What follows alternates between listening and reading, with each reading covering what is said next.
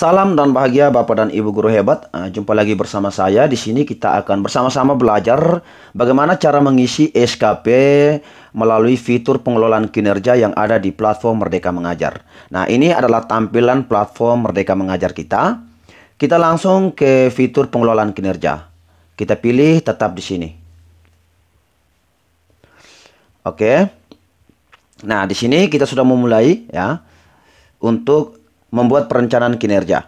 Tapi kita bisa membaca dulu referensi-referensi yang ada untuk menambah pemahaman kita tentang fitur pengelolaan kinerja ini. Jika kita sudah memahaminya, kita bisa langsung mengklik tombol mulai.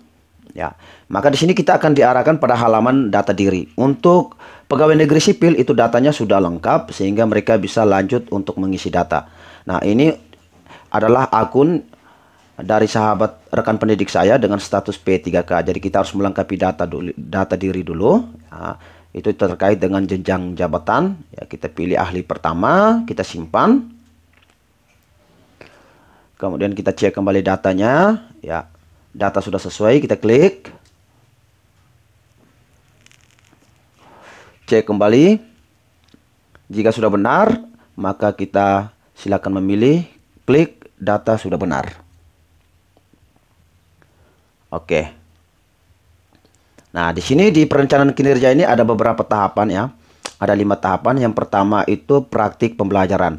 Nah, Bapak Ibu, ini yang penting terkait dengan praktik pembelajaran ini kita akan memilih satu indikator dari 8 indikator yang tersedia.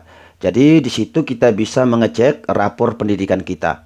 Nah, kalau yang kuning-kuning ini ya, tulisan kuning itu berarti yang dianjurkan oleh Kemdikbud kepada satuan pendidikan untuk memperbaiki mutu pendidikan melalui rapor ya, melalui rapor pendidikan itu. Kalau yang lain ini sudah hijau, sudah bagus.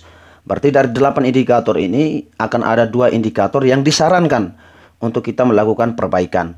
Akan tetapi di sini untuk setiap guru ya hanya bisa memilih satu indikator. Karena itu perlu diskusi dengan kepala sekolah dan rekan-rekan guru yang lain, apakah di setiap satuan pendidikan itu guru-gurunya fokus pada satu indikator ini atau membagi guru-guru untuk memilih indikator.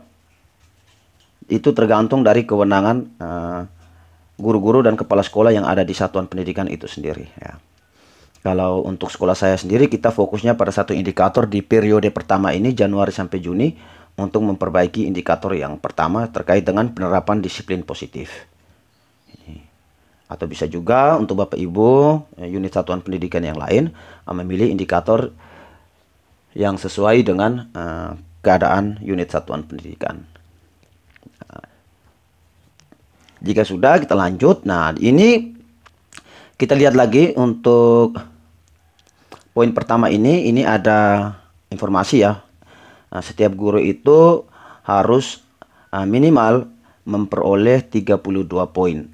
Karena itu perencanaan kerja yang akan kita usulkan itu harus benar-benar memperhatikan ketentuan yang ada ya. Sehingga itu bisa kita peroleh dengan memilih aktivitas-aktivitas yang relevan, yang sesuai, sehingga bisa menjawab kebutuhan dari satuan pendidikan itu sendiri ya.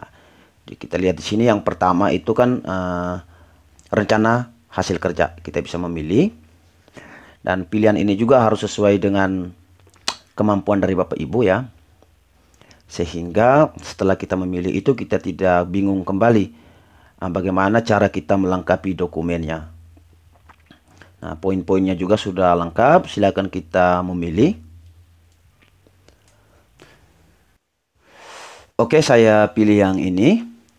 Jadi ini untuk satu kegiatannya 8 poin ya. Jadi ini kita bisa tambah ya di target kuantitas itu. Kalau satu itu kan 8 poin. Jadi kita bisa tambah menjadi 2 kegiatan. Atau kita tambah lagi rencana hasil kerja yang lain ya. Untuk yang kedua. Jadi kita bisa memilih kembali kira-kira kegiatan apa yang harus kita tambah ya. Jadi rencana hasil kerjanya bisa ditambah. Kemudian target kuantitas juga itu bisa ditambah ya menjadi 2 atau 3 kegiatan. kemudian rencana hasil kerja juga bisa kita tambah. Intinya kita harus sesuaikan bahwa yang kita ajukan itu nanti bisa kita penuhi ya. Karena itu nanti akan dibuktikan dengan dokumen ataupun sertifikat kegiatan ya, sehingga bisa menjawab dari ekspektasi dari kepala sekolah. Jadi seperti itu pemilihannya ya di langkah yang pertama ini.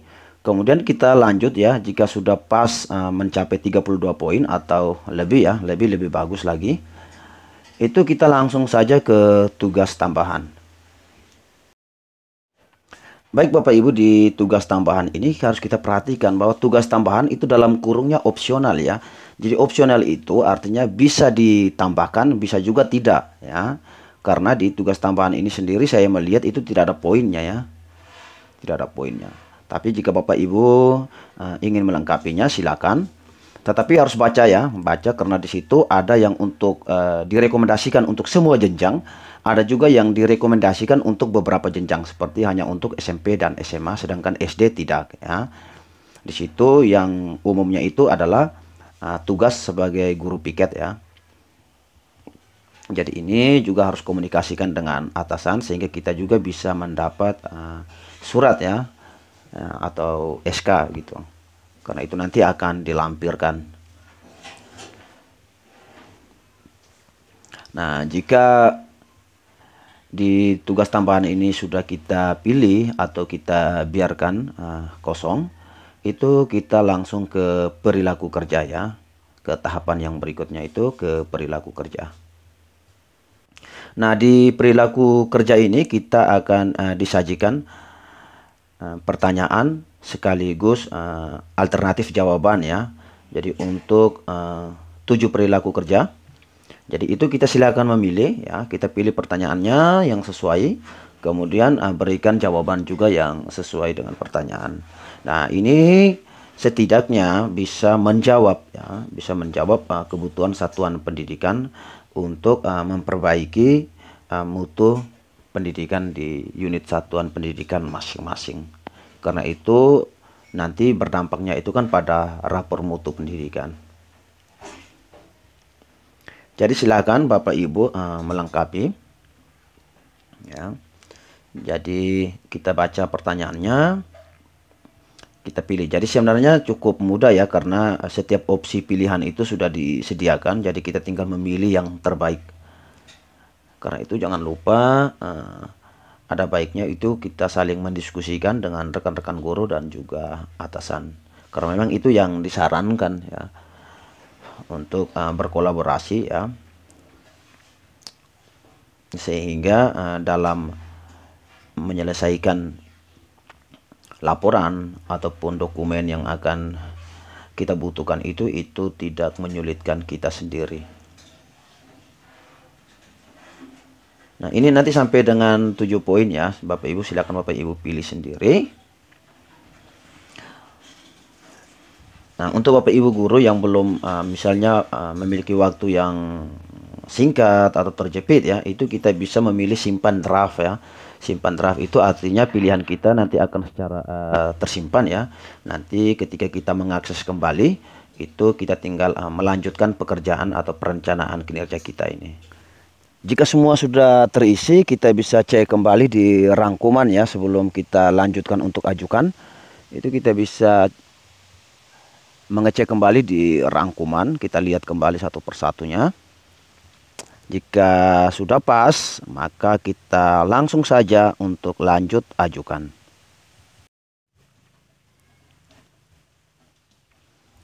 Ya, ini artinya ya, perencanaan kita sudah diajukan dan kita tinggal menunggu. Ya, tinggal menunggu persetujuan dari kepala sekolah. Sehingga nanti ketika kepala sekolah mengakses fitur pengelolaan kinerja di akun PMM-nya, nanti akan mendapatkan informasi.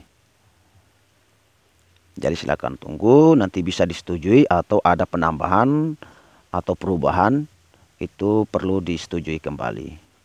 Oke, demikianlah tutorial singkat ya bagaimana cara melengkapi SKP di fitur pengelolaan kinerja yang tersedia di platform Merdeka Mengajar. Semoga membantu, salam dan bahagia untuk kita semua.